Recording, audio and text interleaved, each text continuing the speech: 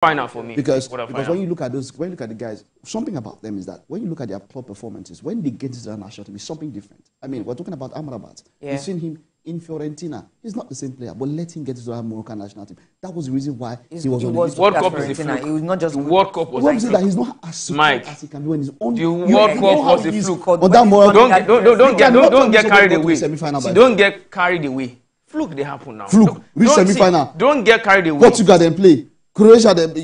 Why Nigeria no fluke reach there? Fluke. Nigeria beat us. That one. You know it's right. As it stands now, semi-finals are the first team that have ever done that. No, I'm giving them that shot to get to the final. So kudos. Let's give it to Morocco.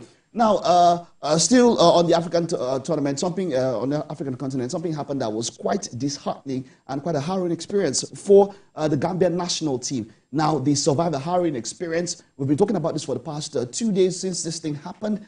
And now, let me read this post. What you are seeing now is an Instagram post by Saidi Janko, former Manchester United player.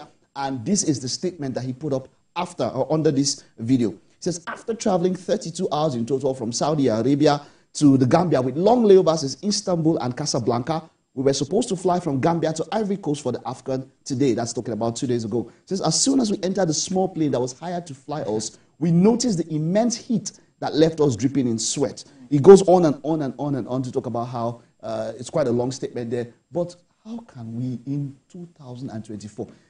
First, let me just hear your thoughts before I have to say what I have to say. When I saw that post, how can this be happening? When I saw that post, I was like, so we can't make proper provisions for teams to travel now, or even from your own federation or from your own local federation. I think the Nigerians, after having 2 dinners, one in Abuja, one in Lagos, and then they traveled, it was seamless. So why should it be this difficult, Africa to Africa?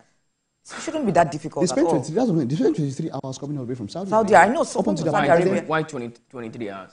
Well, I don't know. I don't know the details, but they had, the budget of their federation needs to yes, checked. It needs to be questioned. Because how can you spend 23 hours? Even Nigeria that was in UAE, that's Dubai, they didn't spend up to 24 hours. But what happens? Look, CAF alone, at least for participating in the tournament, this is quite high. Yeah. This is the closest that we're getting to. Of course, this is the closest that we're getting to Euros. It's the winner would take. CAF would have covered that. That's what I'm saying. All the teams that arrived, nobody had issues. Without the federation support, CAF alone, what they give to the teams can cover well for accommodation. Yeah.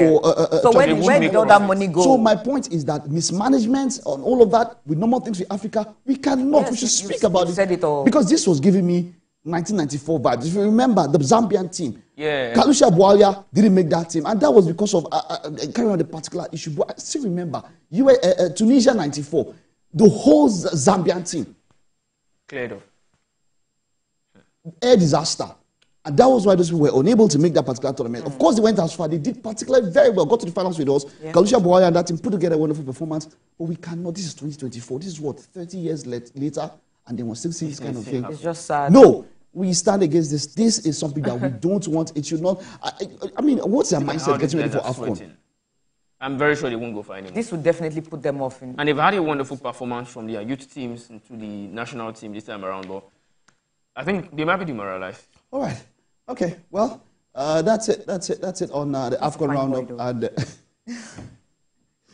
fine. That guy, at that moment, he might be crying for his life. He might be. You'll be fine. You'll be fine. Can't you see him? Yeah. All right, let's move on from that now to European football. There's still European football still going on now. You know that Africa Cup of Nations comes right in the middle of the European season. Yeah. We'll take a look at the EPL, where seeking their first top flight.